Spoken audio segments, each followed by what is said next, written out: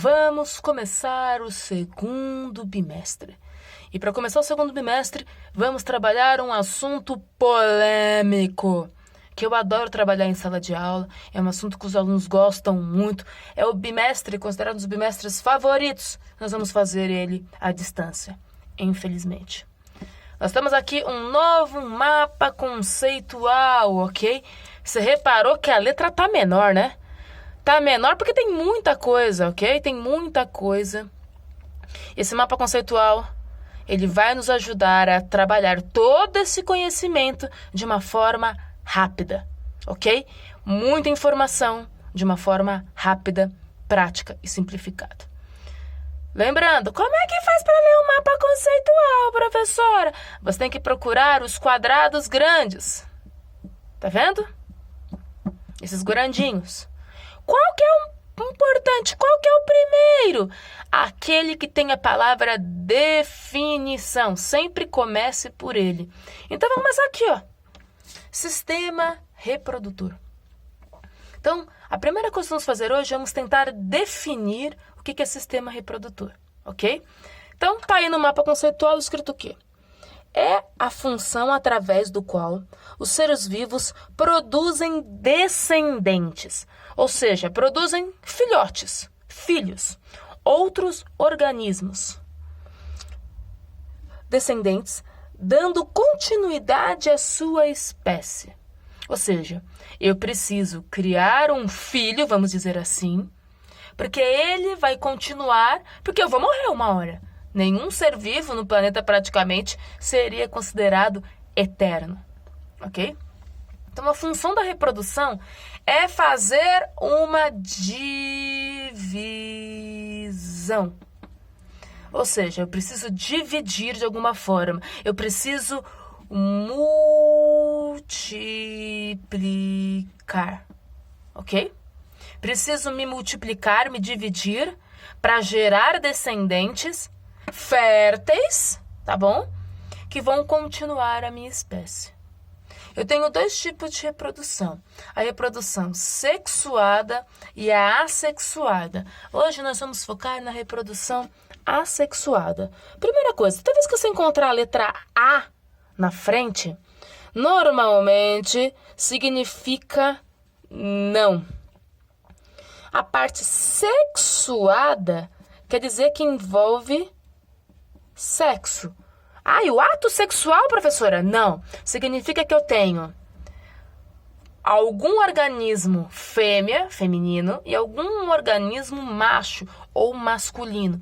Ou seja, um organismo que tem uma vagina e outro que tem um pênis.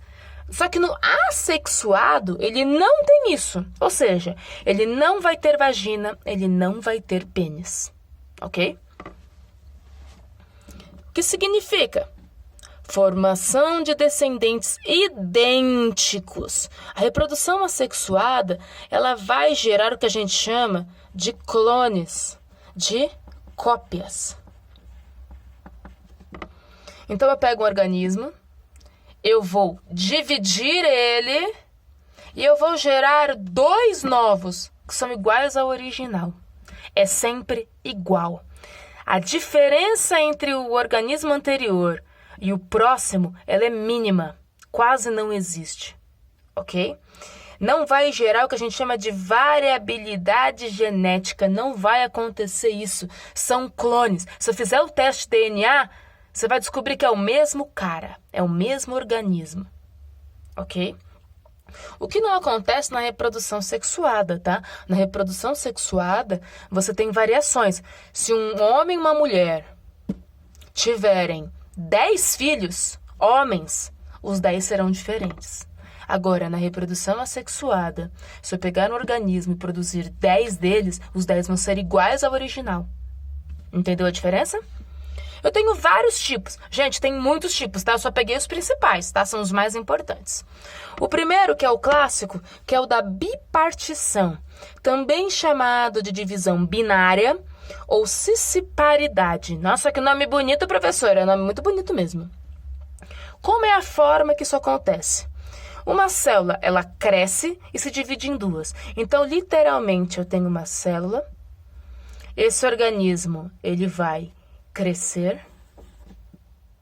aí ele vai se dividir na metade e vai gerar 2 que são iguais ao original.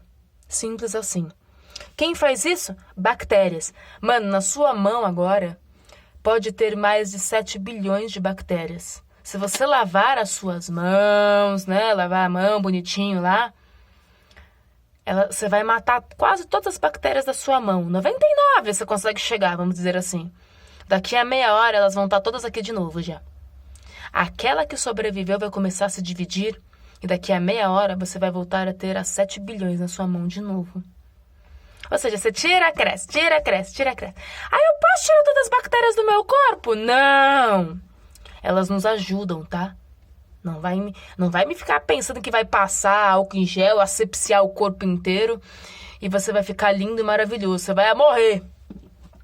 Próximo. A produção assexuada, que a gente chama de vegetativa. O próprio nome já diz, acontece em plantas, acontece em vegetais. Eu tenho a multiplicação de plantas através ou de um pedaço de raiz, ou de um pedaço de caule, ou de um pedaço de folha. Uma muda. Eu coloco ela numa condição ideal, normalmente na terra, pode ser enterrado, pode ser na água. E a partir desse pedaço de raiz, ou de caule, ou de folhas, cresce o organismo novo, cresce a planta de novo. Ok? Próximo. A gente chama de gemulação ou brotamento. Nesse processo, a formação de um broto, o que a gente chama de gema lateral, originando um novo organismo. Acontece em esponjas, em cogumelos. Então eu tenho lá o organismo bonitinho, vivendo a sua vida. E aqui do lado cresce, puf, um brotinho. Começa a crescer um outro organismo do lado, grudadinho.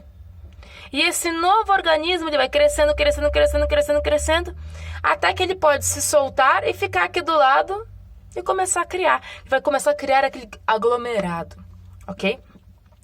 Lembrando que esponjas, né? O Bob Esponja, calça quadrada. O Bob Esponja que a gente conhece, ele não é uma esponja. Esponjas são seres microscópicos, ou seja, só dá para ver pelo microscópio, são muito pequenos. Então a esponja que a gente vê do Bob Esponja são várias mini esponjas juntas para formar uma grande esponja. Então, acho que tem um episódio do Bob Esponja que ele se divide em pequenos pedaços. Aquilo é verdade, tá? O Bob Esponja não é um organismo único. Ele é uma colônia, ele é um conjunto de mini esponjas para formar uma grande esponja. Por que se forma uma grande esponja, professor? Porque juntos são mais fortes. Lembrando que esponjas, eles sugam a água do oceano e quando eles sugam, eles vão se alimentando, eles vão filtrando a água do oceano para pegar os micro-organismos e aí depois eles jogam aquilo fora. E o Patrick, estrelas do mar, costumam comer esponjas. Polêmica, assuntos polêmicos. O Bob Esponja no desenho, ele costuma ter a calça quadrada, que é masculina, e toda hora ele escorrega na banana. Ele tem traços femininos.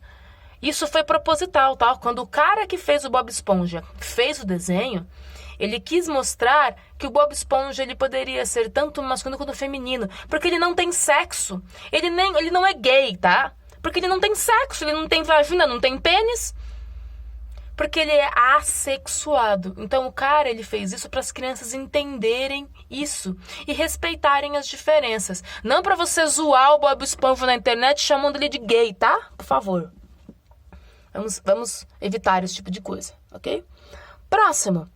Esporulação. Esse aqui é o meu favorito. Formação de esporos, que a gente chama de células resistentes, que só se desenvolvem quando o ambiente tem condições favoráveis. O que significa? O lugar não tá bom. Tem pouca umidade, não tem muito oxigênio, não tem muita comida, tem muitos predadores. Esse tipo de organismo que faz esporulação, ele simplesmente pega uma parte do corpo dele e forma esse esporo, como se fosse uma semente, como se fosse um grão. O resto do animal inteiro morre e esse esporo ele fica adormecido, esperando o ambiente ao redor ficar favorável, e aí ele volta a se desenvolver e vai formar o organismo de novo. Ok? Isso acontece muito com fungos, com bolor, por isso que é tão perigoso. Aquelas coisas que ficam na parede, sabe? Aqueles lima, aquelas coisas assim, aquele cheiro. Quem tem rinite, sinusite, asma, sabe do que eu tô falando, ok? Esses fungos que ficam na parede, aquele cheiro horrível, aqueles bolores, eles estão no ar o tempo todo, esses esporos. Quando ele cai em cima de uma superfície que tem a temperatura adequada, água, tem alimentação e não tem predador, ou seja, você não está limpando, não tem ninguém ali para tirar esse cara de lá, ele começa a crescer. É muito comum isso acontecer, por exemplo, em pão, né? O bolor do pão ou do macarrão, né? Isso pode acontecer. Alimentos em geral podem embolorar, podem estragar, porque o esporo que está no ar cai em cima da superfície, encontra as condições ideais, puf, ele se desenvolve. Próximo, fragmentação ou regeneração. Quando o fragmento do corpo consegue dar origem a um novo organismo completo. Isso acontece, por exemplo, com estrelas do mar. Se você cortar um braço da estrela do mar, aquela que perdeu um braço vai crescer o braço novo. Aquele pedacinho que é o braço vai criar uma estrela nova. Ou seja, se eu cortar o Patrick no meio, eu vou ter 2 Patricks. Clones! Igualzinho ao Patrick original. Também acontece também com planárias também, que são, para você procurar planárias, são animais super fofinhos. Eles são vesguinhos. São animais que vivem em água, são microscópicos, ok? E o último, o polêmico, partenogênese. Eu tenho uma fêmea, que ela é fértil, ou seja, ela pode produzir óvulos, células sexuais, que sofre uma fecundação de um macho, gerado em condições específicas, que vai criar descendentes inférteis. Como assim, professor? Não entendi. Vamos lá. A fêmea. Para quem não sabe, o símbolo de fêmea é uma bolinha com um pauzinho para baixo. A fêmea, vamos dar um exemplo, por exemplo, das abelhas. É a rainha. A fêmea, ela vai produzir os óvulos. E esses óvulos vão gerar o que a gente chama de operárias, que são as abelhas que trabalham, que nem nas formigas, são as formigas operárias, as que trabalham. Essas operárias, elas também são fêmeas, só que elas são inférteis, elas não podem produzir óvulos, assim como a rainha. Então, ou seja, uma operária, ela não consegue ter filhotes, ok? Só que a rainha, normalmente, ela produz uma célula especial. Essa célula especial vai virar o zangão, que é o macho. Para quem não sabe, o símbolo, ele tem essa setinha aqui, ó. Ok? O zangão, ele vai cruzar com a rainha. Ou seja, a rainha tem um filho e o filho transa com ela. Professora, que horror! Na natureza acontece isso, ok? Esse zangão, ele tem uma vida útil muito curta. Logo, ele morre, tá? A função dele é cruzar com a rainha e fecundar, ou seja, fazer com que essas células que ela produziu, se tornem operárias. Ok? Isso vai acontecer em abelhas e formigas. Essas operárias são clones da rainha.